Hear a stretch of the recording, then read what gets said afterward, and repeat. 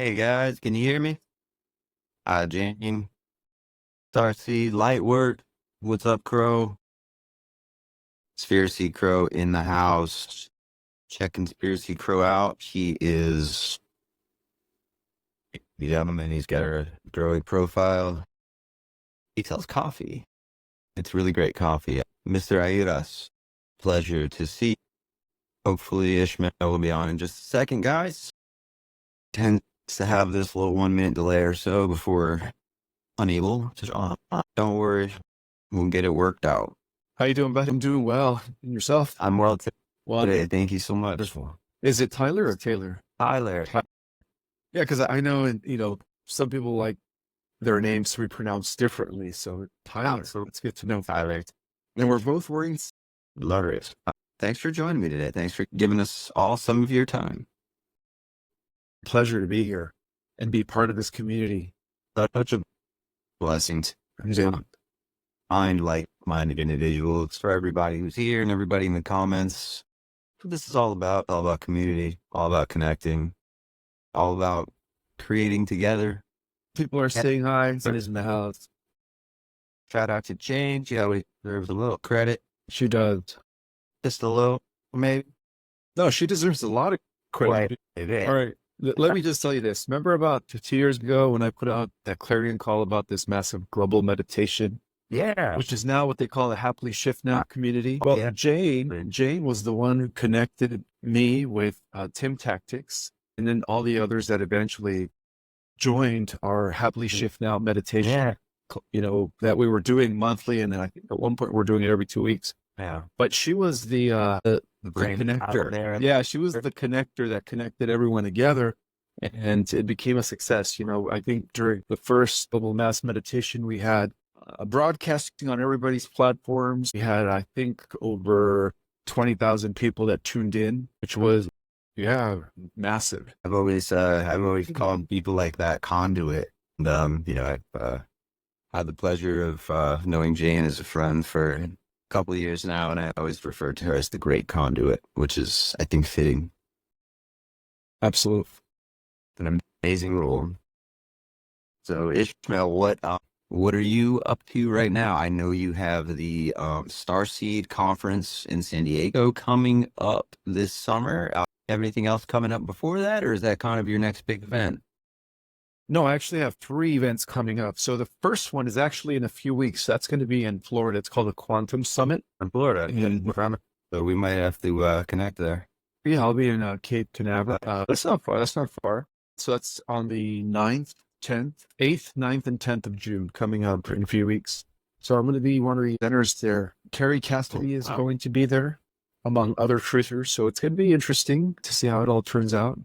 But that's coming up in a few weeks. And if people want to go see me at Cape Canaveral, just go to, type in on the browser when you're looking up the event, type in the Quantum Summit event, and you should have access to, to how to purchase the tickets and so on and so forth. But I'm also going to be speaking at the Starseed Conference in July in San Diego on the 7th. That's going to be another thing that I'm looking forward to. It's going to be my first time doing a conference where it's just done, Starseeds.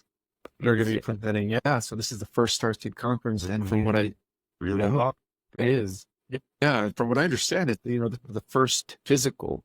I think for the last couple of years they've been doing it virtually. Right.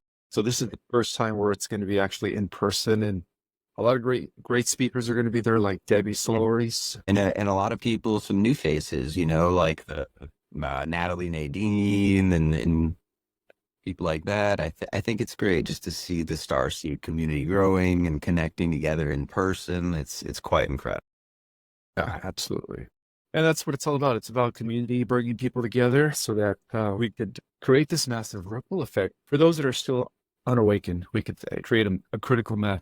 I watched an interesting documentary, kind of an obscure one the other day, but they were referring to, and they were citing Dolores Cannon, and they were referring to those as in-betweeners, those who have the opportunity to ascend, free will, may or may not. And it's, I don't know, according to this theory in this video I was watching, was that, it's kind of up to that's what the star seeds who are incarnate right now, as part of some of their job, is to, help along the in-betweeners. For example, somebody on this live right now who just happened to, via law of attraction, come across us, who may not have particularly been interested in something in regarding star seed conferences and solar activity. For some reason, maybe they found this and seeds being planted. And I always think that's like the most important person around. Absolutely. And it's very interesting that you mentioned the law of attraction, because as I'm trying to put on my Trenton crystal back on, the law of attraction is actually the thing that kind of began this full awakening back in, I think it was in 2001 when that book, The Secret. I think that book kind of created a ripple effect. Like it just kind of hacked the iceberg. When literally did make an impact. And, after that book, I think that's what led to people moving from the concept of organized religion into the idea of self-realization and spirituality and metaphysics. And I think that's what kind of like led gradual ripple that led into the great awakening that took place, I say, within the last few years. Metaphysics and physics, and some people say the merging of science and spirituality. I think we're really seeing that play out in front of our eyes. It's an honor to be talking with somebody like you who's been involved in, that cause and that path for such a long time. I mean, you were involved in, it seems that you had, an awakening quite some years ago. You were talking about some of this stuff before it was quite so, well, when it was a little more fringe, and your book, Our Cosmic Origin, I read that when I was a little younger. Tell me about what you think the difference is. Something I wanted to ask you was, for people who are, identifying as starseeds and things like that, and really identifying with this and wanting to help and wanting to get involved now. Well, one, I wanted to ask, of course, naturally, what your advice would be on how they do that, some words of wisdom. But I was more curious on your personal opinion on what the difference is maybe now versus, say, when Ishmael was really waking up. Wow, that's a very good question, brother. I guess I'm always learning in a state of constant progression. Don't get me wrong or anything. No, I still have dark nights of the souls, just like we all do. Those are necessary for further expansion and growth. That's how we achieve initiation, when you incorporate esoteric knowledge. And now I have a firmer foundation, a more established understanding of things. I was mad at the world. I was mad at religion. I was mad at the educational system. I was fed up with politics. So, just like everybody else, I went through a period of questioning and not liking, everything that I was taught, and not liking the way things were going on this planet. And that, my friend, is what allowed me to just kind of go deep within myself, deep within the rabbit hole. And just, that's how I was able to arrive at all this information, was through just wanting to know the truth about everything, but it all starts with being pissed off at first. I think everybody goes through that. Yeah. When we first wake up, we're kind of mad. And it's normal. Certainly, some days it might, always dark night of the soul. They never stop. I made a comedy video about that a few months ago, but there's no one dark night of the soul. You said it great. Ever learning, ever developing. I asked that question because I thought, some people might benefit from your answer there, and I thought you was great. You're welcome. Oh, it's not like it's not over yet. There's still a lot of purging that we have to undergo. I would agree. There's still much work to be done. And that doesn't just mean, spreading awareness. And like you said, there's some, what we humans have come to know as pain involved with that purging. There's something to go through, I guess, before we're really there at the new earth. That's true. So one of the biggest things that is causing individual and collective purging is the solar flares. I wanted to ask you about solar flares. I think that everything, like Tesla said, everything boils down to energy.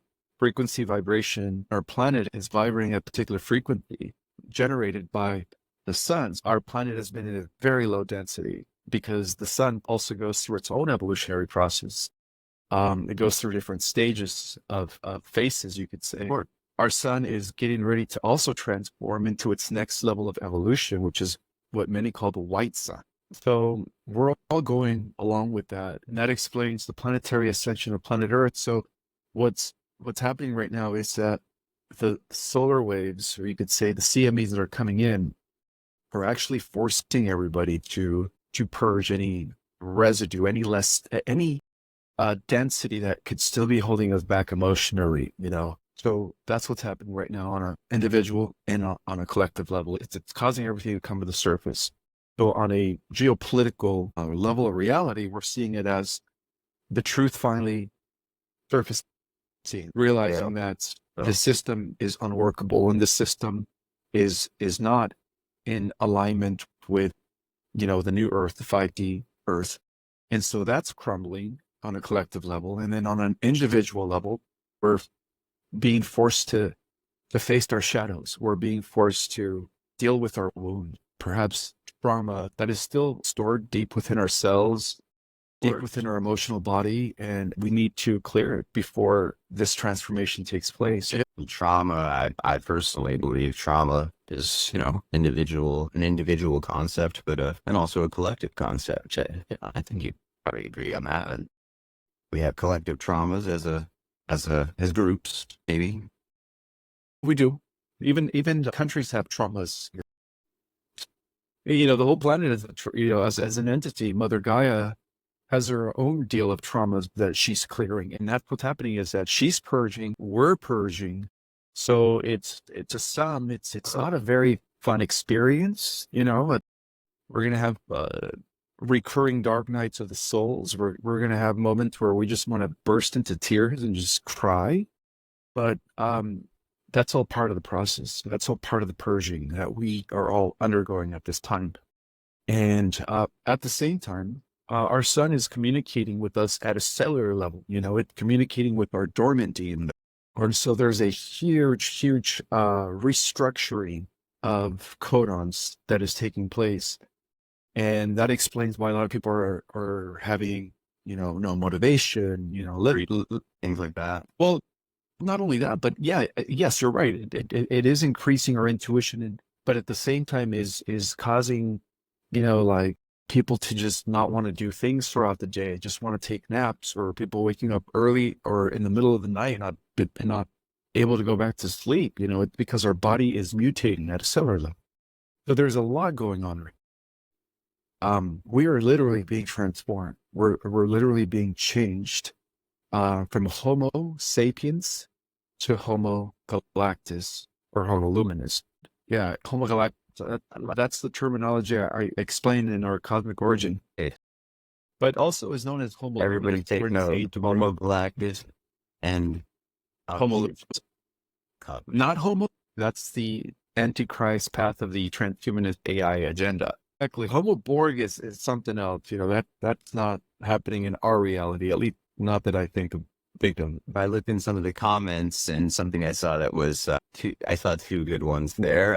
Pretty basic question, actually, but it's a fundamental. Is ascending up or down? But I think that's a fun question. Not the definition of the word, but do you think ascension is up, ascension down? Is it really a rising? Yes, it's a rising. Think about it this way, the descension, the opposite of ascension it's the one becoming the many. It's the one breaking down through the process of involution, right? The acceleration of frequency, energy becoming matter, which explains everything, right? Like why everything seems to be so separated. Fragments, right? Fractal. So that's the descent. Yeah, the descent is how the one infinite mind, underwent descending of spirit into matter. The opposite of that is ascension. It is the reintegration process of matter integrating back into spirit, into becoming one again. So it goes beyond the fifth dimension. The fifth dimension is just one phase of the evolutionary ascension process. But yeah, it is ultimately directly related to the idea of expanding and reuniting back with everything else. Because ultimately, the whole cosmos is one unified, one cosmic consciousness, divided itself into an infinite number of fractals in order to explore more of itself. Exactly. That's the descent. So the descent is a process that happened and has been going on for billions of years. And now we're going to be experiencing the ascension, which is the returning back to oneness. And that's my definition of ascent. Did you see the recent Terrence Howard interview with Joe Rogan, or any clips of it? I know there's some stuff going around about it that's pretty viral, pretty controversial. Not at all. So he made a statement on that show regarding black holes. A lot of people found this interesting. He was going really deep into, metaphysics theory, theoretical physics, wormhole physics, etc. And he made the bold statement that there were no such thing as black holes. I agree with him. And in fact, that's one of the things that I talk about in my book, Our Cosmic Origin, is that thing at the center of the galaxy, it's a toroidal field. It appears black because it is spinning in dimensions that are beyond our measurable instruments. So it appears like it to be, empty, just spinning. But in essence, it's a huge, colossal central sun that is emanating universal life force that sustains for billions of stars. So I agree with him. No, I thought that was something I wanted to ask you. I watched the interview both at the request and the recommendation of others, and of course just saw some viral clips. And of course that led me down some rabbit holes and to do a little bit of research. But I figured, well, why not ask Ismael Perez while he's here what he thinks about the answer to that question. Otherwise, if anybody has any questions, please put them in the comments. In solar activity, I heard you mention solar flares earlier. I mean, I follow solar activity. I have apps on my phone and everything like that, Could you kind of summarize the recent tick in solar activity and what that really means for the everyday person? Sorry? I was saying we got into solar flares a little bit earlier. I have the solar apps on my phone, and I get notifications whenever there's a certain flare somewhere and certain solar activity. And of course, I've noticed and seen over the past few years that there's a heavy increase in solar activity and the magnitude of solar flares. Could you expound upon that a little bit as far as the increase and what that might mean for people in their daily lives? Well, it means multiple things. We do live in an integrated, holistic cosmos where we're part of a bigger body. So what's happening here on a micro level of reality, it's something that is being orchestrated on a macro level, where we have the efforts of the universe sending its light rays through the central sun to our galaxy. And then in turn, our galaxy picks up that new codon, which is a new mathematical formula that causes what many call spontaneous evolution to take place. And our galaxy sends that over to the billions of stars. So there are, normal phases of evolution in which I cover in regards to the type 1, type 2, type 3, all the way to type 5 civilizations that exist throughout the multiverse. So what's happening here on a planetary level, as we are getting ready to transition into a type 1 interplanetary civilization, is that those new mathematical formulas are being sent out through our galactic core into our sun, transforming our sun into the next phase of evolution, and then ultimately transforming us. And we've been doing that ever since we were born, And so, but at the same time, it's the collaborated effort that it involves our entire universe. Our entire universe is involved in the ascension of planet Earth at this time. So, this is, transformation is upon us. I think change is upon us. I'm going to enjoy the journey, and I'm going to do the best I can to contribute to it. And that's all we can do. I had quite a drastic spiritual awakening about 3 years ago. I truly left my old life. My wake up was more through real world examples, exposure to things, politics, healthcare, Hollywood. My background is music. I was in the music industry for quite some years. but something that I've only recently in the past few months really started to understand the concept of enough to speak on is the different star systems and things like that. I'm starting to get a question. People ask me, what star system are you origin from? And I mean, truthfully, I don't know. If I know something like that, what would be like a way for me to go about? That is a question I get asked. There are multiple ways. Now, I also offer a course where, I teach you the entire cosmic history of the multiverse. And at the end of the course, I actually teach you 2 of my techniques that will help you remember who you are and connect with your galactic self. That's pretty cool. What's that called? It's called our Cosmic Origin course, and you could access it through my website, www.ourcosmicorigin.com. And for those that are interested that have never taken my course, I do have a new course beginning the 8th of June. Ismael's got a new course dropping on the 8th of June. Starseed Conference. Yes. Well, San Diego. Lining up guests, working on the technicals and everything right now. And some first few episodes will be coming out. Figured I'd throw that. Thank you, brother. And I also wanted to extend gratitude to all the audiences and everybody that tuned in. We thank everybody who joined in. I hope somebody heard something that helped them out of this. And Ishmael, thank you so much for taking time to speak with you today. And I hope we can meet again soon. Just to always go within yourself and verify everything with your higher self. Your intuition will never deceive you. All right, everybody. I'm Tyler, otherwise known as Heath. We'll see you next time, guys. Who wants to view the rest of this video if they just joined?